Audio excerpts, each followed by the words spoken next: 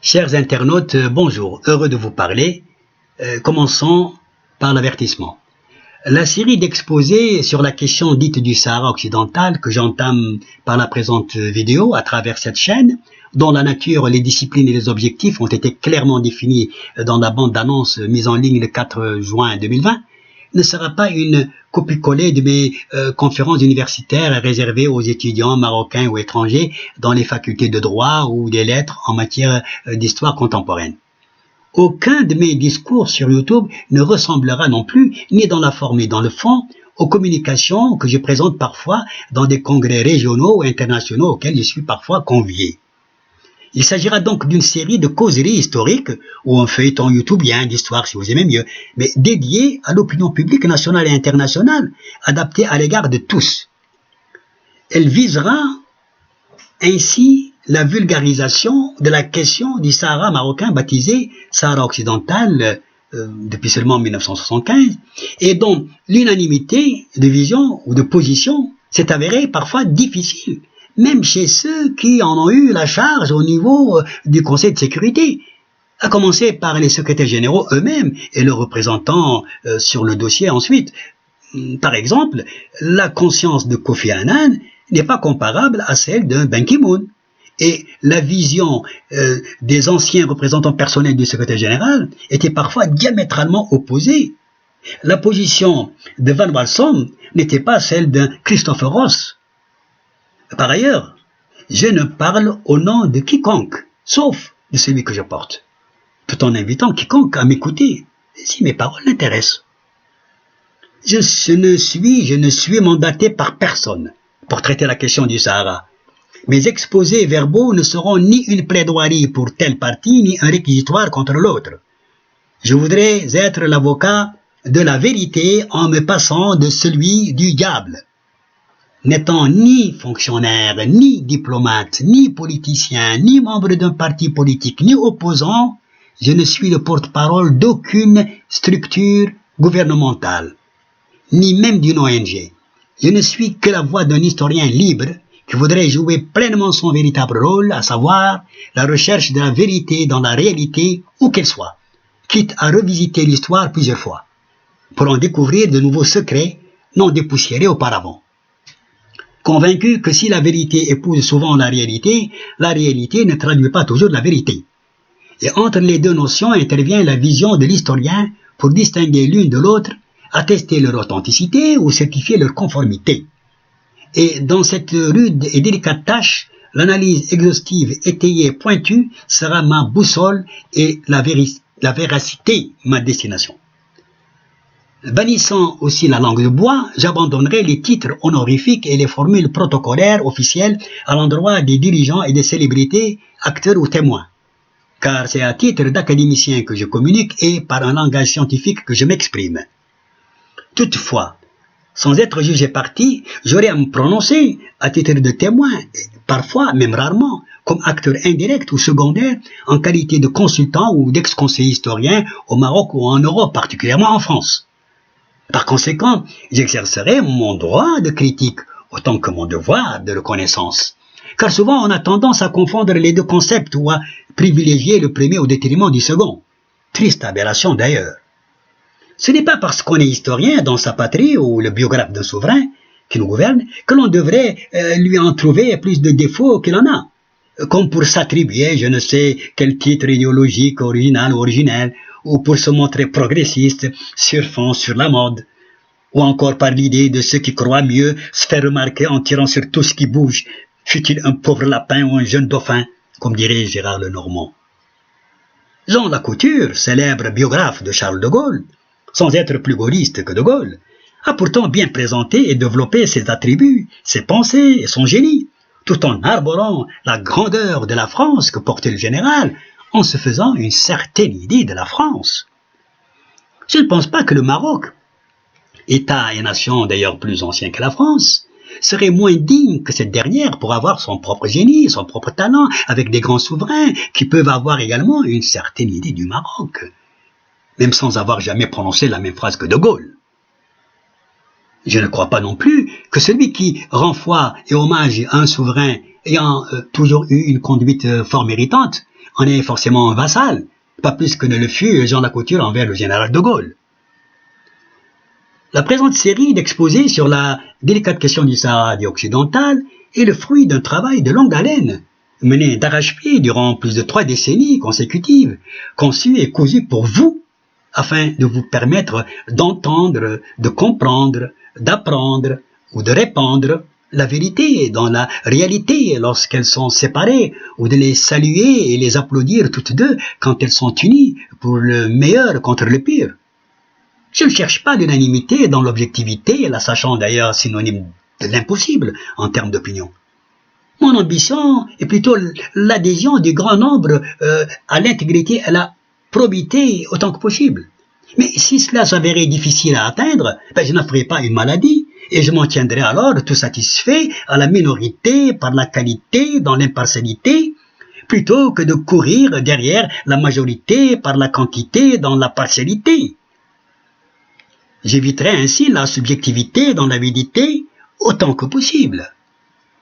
Je passe maintenant, après cet avertissement, à une introduction générale sans laquelle l'on peinerait d'ailleurs à appréhender la problématique algéro-marocaine sur le Sahara marocain, dit occidental, tout en dévoilant ma méthodologie de travail. Nulle chose n'est compréhensible que par son histoire, disait Pierre Teilhard de Chardin. Mais pour comprendre bien une chose par l'histoire, il faudrait savoir décortiquer celle-ci en la pénétrant comme on dissèque un cœur. Étienne Bonneau de Condillac, philosophe et écrivain français, avait une méthode d'analyse méticuleuse que j'adore et que j'adopte d'ailleurs totalement sur mes exposés dans mon travail en adhérant à l'école des annales de Lucien Febvre et Marc Bloch. Je m'inspirais ainsi de leur interdisciplinarité en décrivant l'histoire des événements dans sa totalité, en faisant croiser les champs disciplinaires de l'économie, de la politique, de la diplomatie et de la gouvernance. La problématique du Sahara, dit occidental, justifie largement un effort cérébral et pointu, exhaustif et multidimensionnel, à la fois dictant un travail d'orfèvre. De Condillac nous explique sa méthode d'ailleurs avec clarté. Voici ses propos. Que je veuille connaître une machine, je la découperai pour en étudier séparément chaque partie. Comme j'aurai de chacune une idée exacte, et que je pourrais les remettre dans le même ordre où elles étaient, alors je concevrai parfaitement cette machine parce que je l'aurai décomposée et recomposée. Fin de citation. Par conséquent, dans ma longue recherche de la vérité, la réflexion sera donc mon outil de découpage, car nul autre instrument ne sera ou ne me semblera plus tranchant. Aussi, dans son célèbre ouvrage intitulé Histoire générale de la philosophie depuis les temps les plus anciens jusqu'au XIXe siècle, le célèbre philosophe français Victor Cousin me soutiendra en estimant que la réflexion est à la conscience ce que le microscope est à la simple vue. Le microscope ne fait ni ne change les objets, mais en les examinant successivement sous toutes leurs faces, il les pénètre dans leur profondeur et met à découvert leur plus secret caractère. Il en est de même de la réflexion. En s'ajoutant à la conscience, elle y éclaircit ce qui était obscur, elle y développe ce qui était enveloppé. Fin de citation. J'aurais donc conduit la recherche avec Condillac dans des conditions meilleures, en décousant et recousant avec Cousin ce qui était cousu. Ainsi, comparé à la machine de Condillac, J'espère pouvoir recomposer le conflit algéro-marocain sur le Sahara après l'avoir décomposé pour saisir ses composantes et le développer de son enveloppement en l'assimilant à l'objet de cousin pour découvrir ses mystères. Toutefois, faut-il le souligner, une méthodologie de travail qui repose sur deux approches combinées, telles que je l'ambitionne, doit reposer sur la vérité encore une fois, en expliquant et en appliquant le principe que Cicéron suggère à l'historien. Cicéron lui suggère à l'historien ceci, je cite, « Ne rien oser dire qu'il sache faux, et oser dire tout ce qu'il sait vrai. » Chers internautes, tous pour un monde meilleur, est la devise de cette chaîne dénommée le livre et la plume. Mais nous ne pourrions bâtir ni cheminer vers un monde meilleur que celui dans lequel nous vivons en ce troisième millénaire, sans clarté et transparence, dans un cadre d'honnêteté et de franchise. Et c'est à vous seuls, d'en juger à travers la dialectique que j'aurai déroulée sous vos yeux et dans vos oreilles. Il n'y a pas de place à l'hypocrisie, pas de place à la duperie, pas de place à la duplicité et pas de place à la complaisance. Il faut dire les choses franchement, sans circonlocution. La fonction d'un écrivain est d'appeler un chat, dit-on. Ce devoir est encore plus imposant et plus important à l'historien. Noir, c'est noir, blanc, c'est blanc. Il ne s'agit pas ici de gris, à moins que l'on veuille mélanger les deux couleurs, ce qui n'est pas le cas, pour le cas d'espèce. Mais au cas où c'était le cas, l'on aurait en tout cas à décrypter un autre cas, parmi tant de cas. Nous savons tous que les peuples marocains et algériens ne veulent pas la guerre et ne la cherchent pas. Je suis encore persuadé en mon âme et conscience que l'État marocain, par toutes les concessions qu'il a déjà faites à l'Algérie depuis l'indépendance de celle-ci et pour les principes de paix et de bon voisinage qui l'ont toujours animé, s'évertue diplomatiquement et pacifiquement à éviter toute nouvelle forme de conflit qui s'ajouterait à celui qui perdure déjà depuis plus de 4 décennies contre son intégrité territoriale. Un conflit derrière lequel, tout le monde le sait, se dresse mordicus le pouvoir algérien.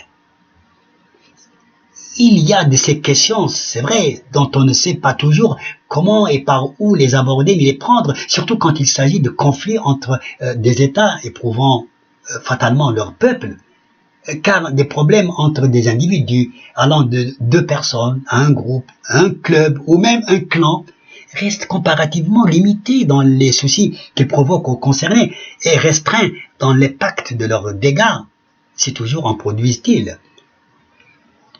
Mais les conflits d'État qui entraînent dans leurs tranchées leurs citoyens sans même les avoir consultés ou avisés, ni avant, ni durant, ni même après coup, cela est donc à mains égards et regards vraiment terrible. Le régime algérien semblerait être impliqué dans ce genre d'hostilité. Et l'on pourrait dire avec assurance que le conflit baptisé étrangement Sahara occidental, au moment où presque personne s'y attendait, hormis ceux qui, au nombre bien petit sous l'ombre, mais à nuisance trop grande, ont préparé très secrètement le festin dans les salles de réunion de l'Assemblée générale des Nations unies, avant même les coulisses de la Cour internationale de justice, peut-être à coups de pétrodollars, disait-on.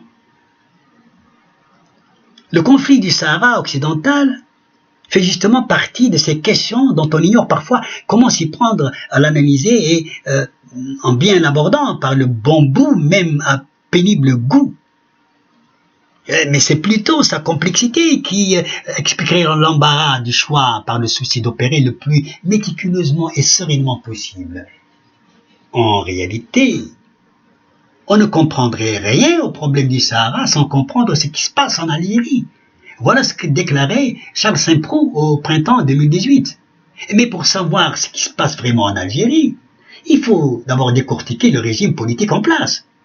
Et pour décortiquer le régime politique en place, il faudrait savoir ce qui se passe dans la tête des dirigeants algériens, c'est-à-dire leur psychologie. 3 tâches dont chacune semble plus compliquée que l'autre. Toutefois, c'est la troisième qui paraît plus ardue à accomplir que les autres. Pourquoi? Parce qu'elle nécessite une recherche biographique exhaustive, enrichie d'une analyse psychomentale sur les auteurs ou les acteurs du conflit.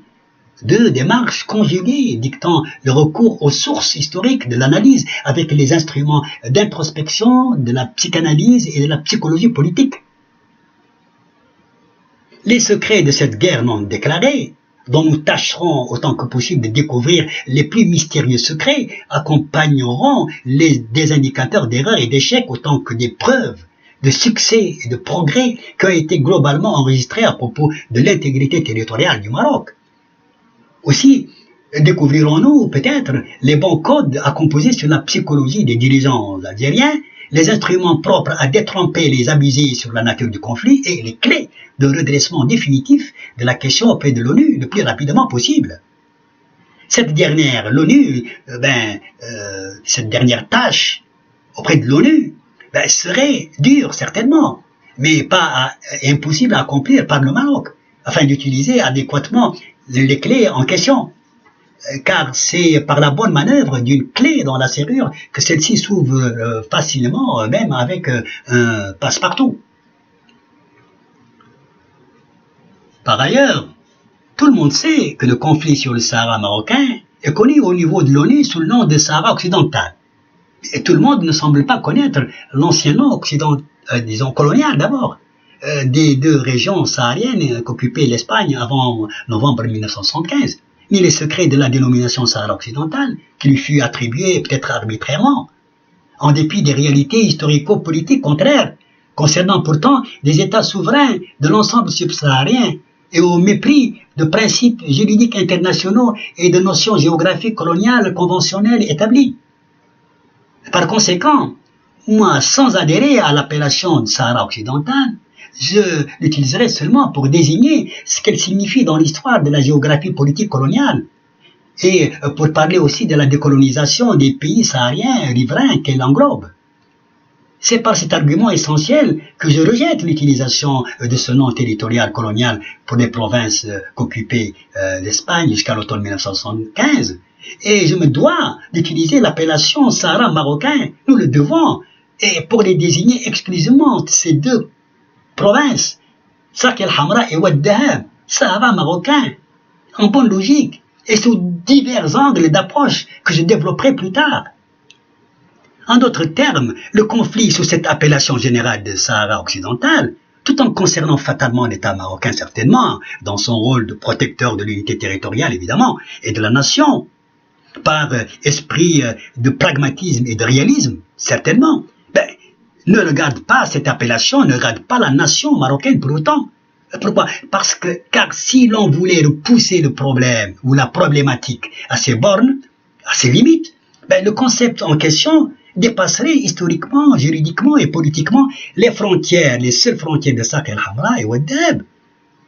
Elle constitue d'ailleurs, dans la même logique, une arme à double tranchant pour l'Algérie et contre l'Algérie, puisqu'elle permet à cette dernière de se prévaloir du titre de partie concernée derrière la thèse séparatiste du Polisario d'une part, certes, mais parallèlement, tout en constituant théoriquement un piège qui menacerait le Sahara algérien même, ancien Sahara français. J'apporterai également l'argumentation à toutes ces idées. Toutefois, trois questions essentielles me semblent importantes à poser. Premièrement, pourquoi le Maroc a-t-il accepté l'avis consultatif de la Cour internationale de justice en s'y basant même pour la récupération du Sahara, sachant qu'il comporte l'appellation Sahara occidental? Deuxièmement, la délégation marocaine était-elle consciente de la signification historico-juridico-politique de ce nom, pour ne pas dire sa fausseté ou son aberration à plusieurs titres? La réponse est que je pense que oui.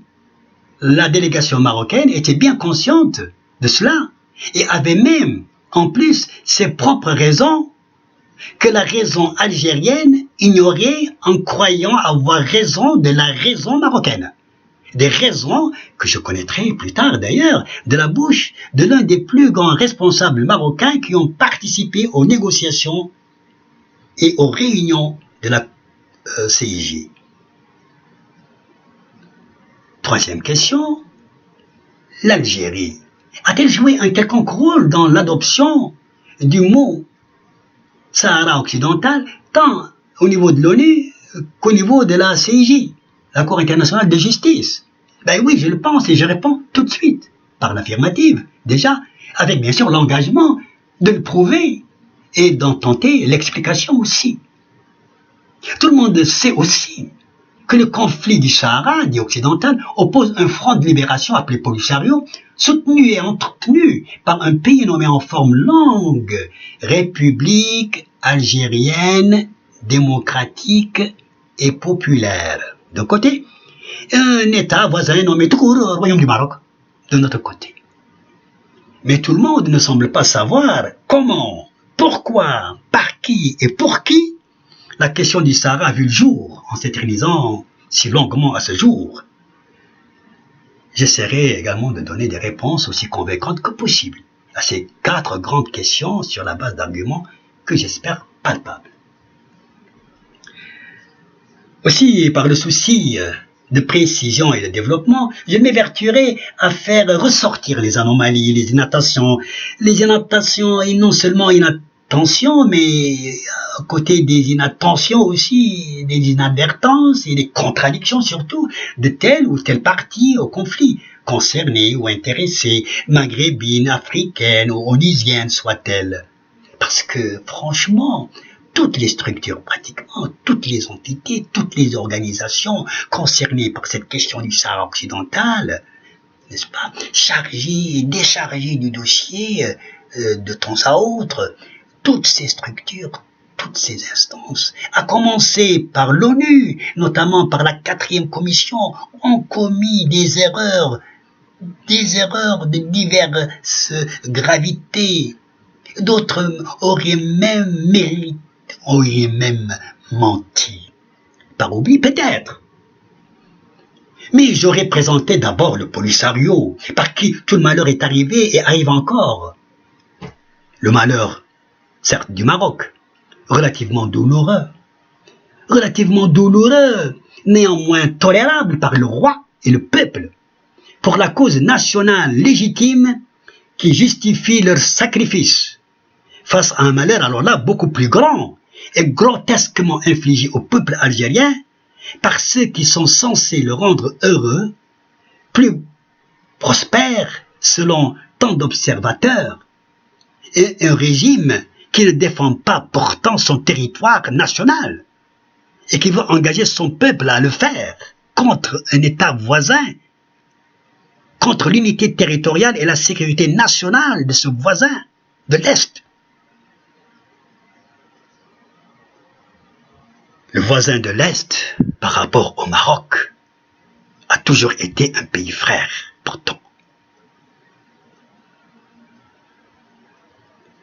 J'examinerai ensuite très minutieusement les dirigeants du Polisario, notamment leur chef fondateur, parce que leur chef fondateur, El Wali, c'était lui le Polisario. En passant au peigne fin les espaces bien limités de leurs activités, spécialement à Tindouf, j'évoquerai de ce fait la genèse de ce front de libération qui n'a jamais eu d'acte de naissance, avant de parler de ses rêves, de son évolution, de ses problèmes existentiels, sa constitution humaine et surtout hétéroclite. Car une communauté composée de Sahraouis, Marocains et subsahariens de tous bords, venus de tous les côtés de la région, pris en otage sous des tentes que l'on croyait de fortune provisoirement, dans l'expectative naïve d'un rapide futur État progressiste et indépendant qui séparerait le Maroc de son voisin stratégique de la Mauritanie et qui offrirait, paraît-il, généreusement tant d'avantages à l'Algérie, dont notamment une ouverture sur l'Atlantique, etc., etc. Un État chimérique qui ne semble jamais pouvoir s'établir un jour, et qui ne s'établirait jamais un jour au Sahara occidental. Oui, au Sahara occidental, oui, car c'est vraiment dans cette négation la plus évidente que l'appellation de Sahara occidental nous semble la plus juste.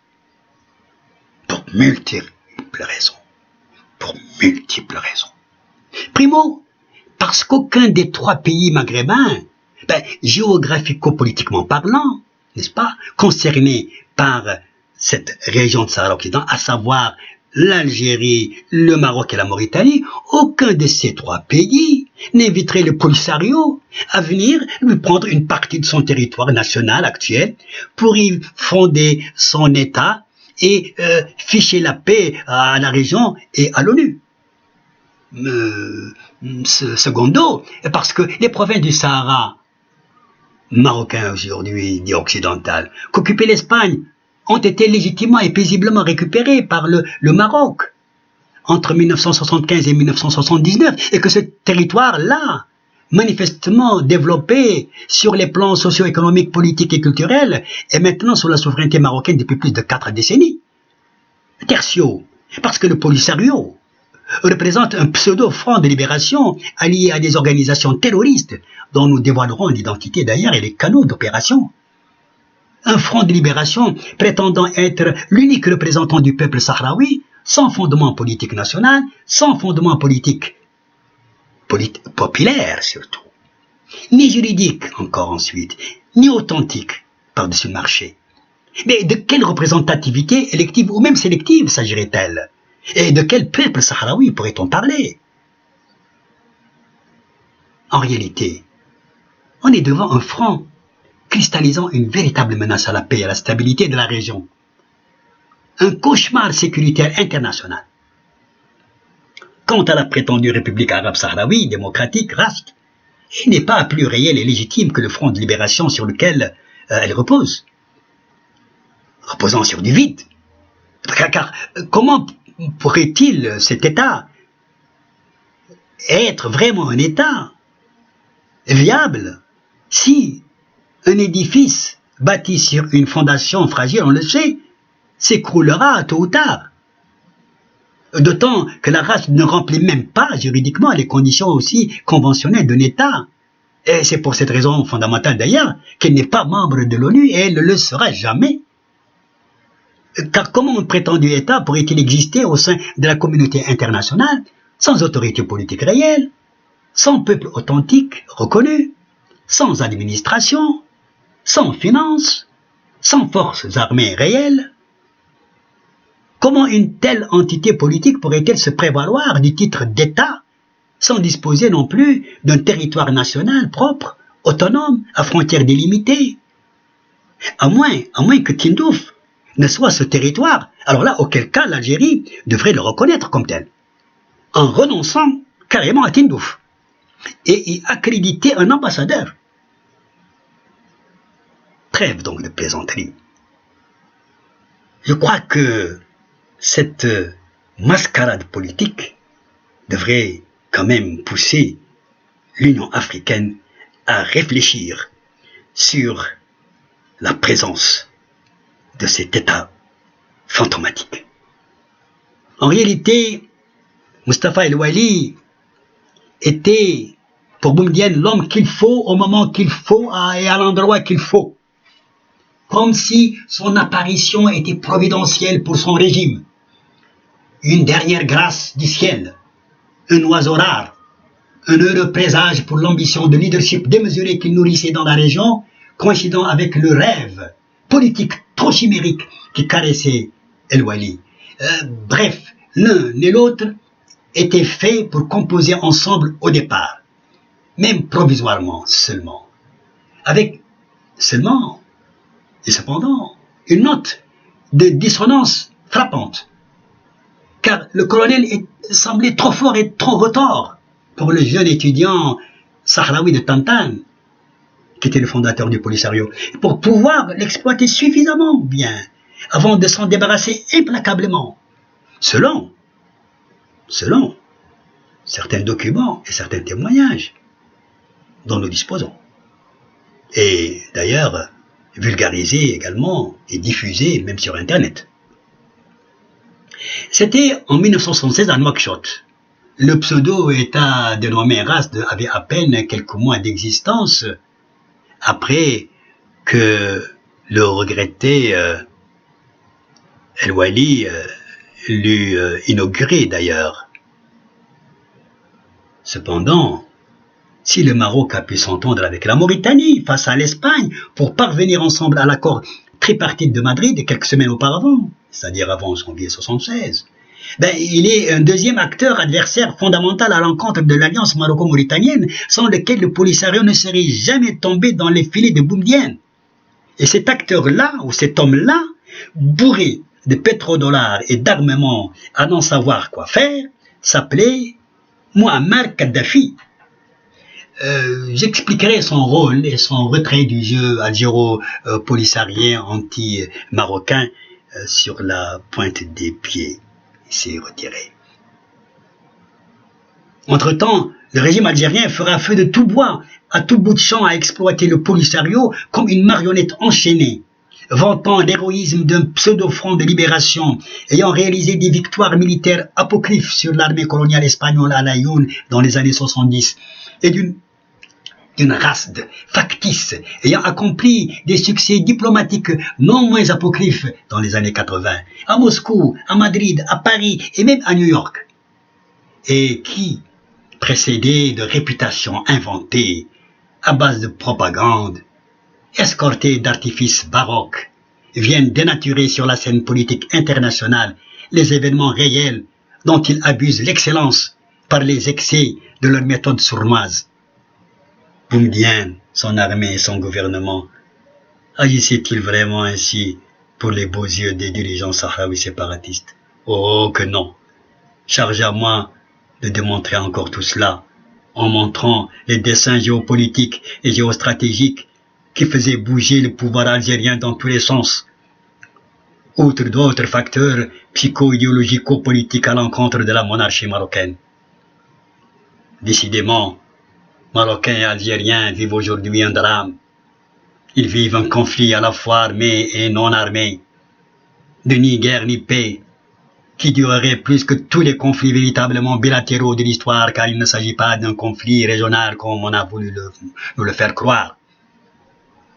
Un conflit effectivement drôle, insolite, dans tous les sens, où il semblerait permis à certaines structures d'employer des épithètes et des notions des plus discutables, pour ne pas dire trompeurs, tels que les termes peuple sahraoui, référendum d'autodétermination, décolonisation et j'en passe.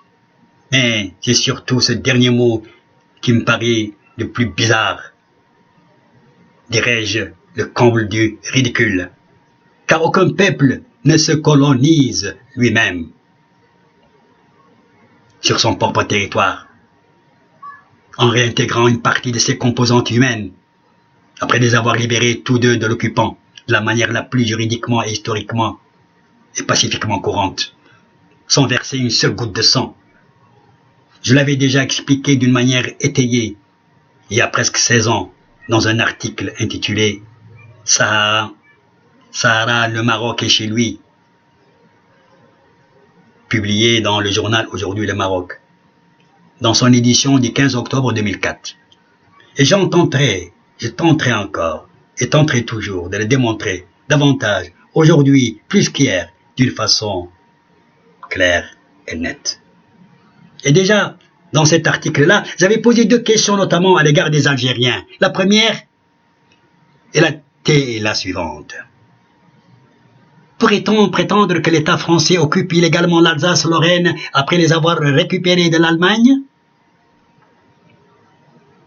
Pourrait-on avancer que les Français considérés dans leur globalité colonisent aujourd'hui les Parisiens après les avoir affranchis de l'occupation nazie en août 1944? Mais je n'en ai reçu aucune réponse. Jusqu'à nos jours. S'agissant de mes exposés, dans le cadre de cette chaîne, j'ai estimé devoir commencer l'histoire par le présent, soit dans l'actuel et le factuel, et non par le passé à partir des racines et des origines. J'aurais encore préféré l'aborder par la fin en guise d'avant-propos, mais cela hélas m'est impossible, comme vous le savez, puisque le conflit, bien qu'ayant évolué considérablement vers un dénouement politique, depuis d'ailleurs notamment 2007, il ne semblerait pas toucher malheureusement à sa fin, néanmoins. Chers internautes, la longévité insolite du conflit du Sahara et ses préjudices énormes sur les deux peuples algériens et marocains à la faveur des stratagèmes du pouvoir politico-militaire algérien, opérés sous des formes secrètes ou patentes, nous dicte moralement, scientifiquement et méthodiquement d'annoncer la véritable nature du drame, en signalant ses caractéristiques et ses tristes facettes avant d'entamer l'histoire de la question. Pourquoi? Je vais y répondre par une métaphore, la métaphore suivante. La meilleure manière de déterminer l'impact dominant d'un crime perpétré, tout en poursuivant soigneusement l'enquête pour découvrir ses mobiles et ses acteurs le plus rapidement possible, serait d'en décrire d'abord les dégâts et en saisir les circonstances apparentes, tout en tenant à l'œil les suspects, tout en conservant les preuves accablantes contre ces suspects. D'ailleurs, je crois que l'inspecteur Colombo ne m'aurait pas démenti à ce sujet. Donc c'est de cette façon et de cette façon-là seulement que l'on devrait procéder aujourd'hui pour dénoncer le mal du pouvoir algérien sur le peuple marocain. Non seulement sur les plans politico-diplomatiques, mais aussi au niveau social, humain, moral, culturel et psychologique. Outre les incalculables préjudices économiques générés par la fermeture des frontières et le blocage de l'Union du Maghreb arabe depuis plus de 3 décennies. Sans oublier le phénomène du terrorisme qu'incarne l'AQMI, adepte inconditionné de l'Al-Qaïda, et qui frappe mortellement et s'enfuit lâchement en rôdant aux alentours toujours de l'espace maghrébo-subsaharien sahélien. Et finalement, en conclusion, annonçons la couleur véridique du conflit, en indiquant sur démonstration évidemment les accusés et les accusations, avant de remonter le temps. C'est ce que nous tenterons de faire dans le prochain épisode, même s'il est parfois plus difficile de fouiller dans une vallée en criblant des cailloux sur un tamis que de remonter la rivière à contre-courant. Au prochain épisode, si Dieu l'admet, je l'espère.